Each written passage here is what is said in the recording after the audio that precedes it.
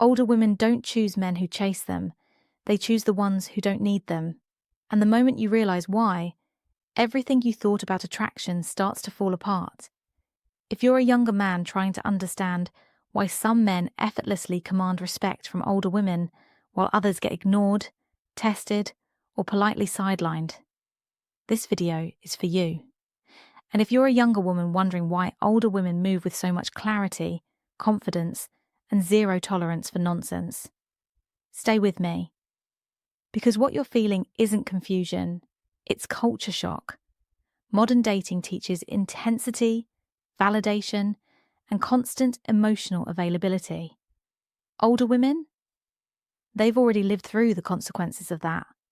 By the end of this video, you'll understand exactly how older women decide who is worth their time, why attraction shifts with age, and how self-worth quietly becomes the most powerful currency in the room. They don't choose potential. They choose proof. Older women don't get excited by promises. They get calm around consistency. And that alone eliminates most people. When you're younger, attraction often runs on imagination. What could this become? What if they change? What if this works out? Older women don't live there anymore. They've already invested years into potential. They've already waited for growth that never came. They've already made excuses for behavior that drained them. So when they meet someone new, they're not listening to words. They're watching patterns. How do you handle stress? How do you react when plans fall apart? How do you treat people who can't offer you anything? Because here's the truth most people miss. Older women are not evaluating interest. They're evaluating stability. Not financial stability, not social status. Emotional stability. The ability to remain grounded when things don't go your way. The ability to communicate without escalating. The ability to hold your life together without needing someone to regulate your emotions for you. This is why over-eagerness quietly disqualifies people, not because enthusiasm is unattractive, but because uncontrolled enthusiasm often masks emotional hunger. And emotional hunger signals risk. Older women don't want to become someone's anchor. They want to meet someone who already stands on solid ground. That's why they test without announcing it. They'll delay responses, change plans, disagree with you on something small, and they're not trying to be difficult. They're watching. Do you become passive-aggressive? Do you over-explain? Do you push harder for validation? Or do you stay calm, clear, self-contained? That's the moment decisions are made, not consciously. Nervously, systems don't lie. Older women trust their calm more than chemistry, because chemistry without safety is just chaos in disguise. They respect boundaries more than charm. Younger attraction is often fueled by intensity. Older attraction is fueled by containment. And that's a hard adjustment for people who confuse effort with value. Older women don't want to be impressed. They want to feel undisturbed by drama, undisturbed by insecurity, undisturbed by emotional unpredictability, which is why boundaries matter more than personality. You can be funny, attractive, well-spoken, but if you don't know when to stop talking, when to pull back, when to let silence do the work, you lose ground. Because boundaries signal something deeper than discipline. They signal self-respect. Older women watch how you handle no, not just rejection, but limitation.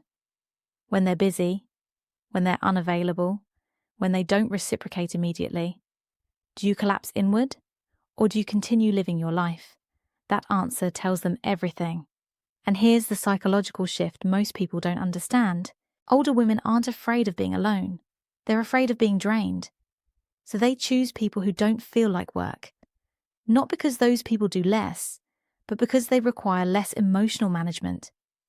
They don't need constant reassurance. They don't take everything personally. They don't turn minor misunderstandings into emotional negotiations. They show up. They're clear. They're steady.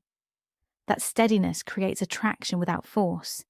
And it's rare, which is why older women don't chase energy. They respond to presence. A grounded presence that doesn't rush intimacy, doesn't pressure outcomes, doesn't demand reassurance. Someone who's interested, but not attached to being chosen. That balance is magnetic because it says, I want you, but I don't need you to complete me. And that's the safest place attraction can grow. They invest where there is peace, not excitement. This is where most people get it wrong. They think older women are less romantic. They're not. They're more selective about where romance is allowed to exist, because excitement used to feel like love, until it came with anxiety, instability, and emotional exhaustion. So their nervous system recalibrated. Now, peace feels attractive. Clarity feels attractive.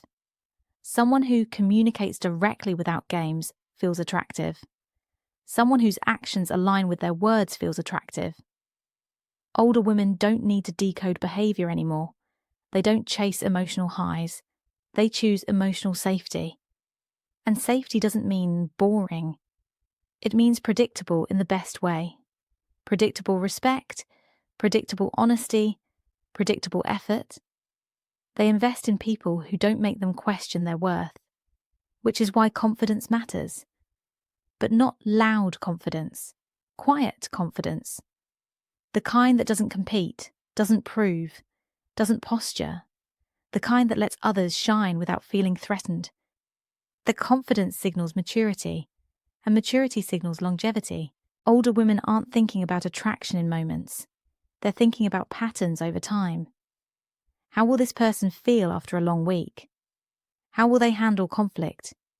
How will they show up when life isn't exciting? If the answer feels calming, not draining, they lean in. If it feels chaotic, they step back. Not with drama, not with explanations, just with distance. And the people who don't understand why were never being considered in the first place. So here's the real question I want you to sit with. Do people feel calmer or more anxious after spending time with you? Drop your thoughts in the comments. I read them. If this gave you clarity, subscribe for grounded psychological insights that actually help you navigate modern relationships. And share this with someone who's chasing attention when what they really need is self-respect.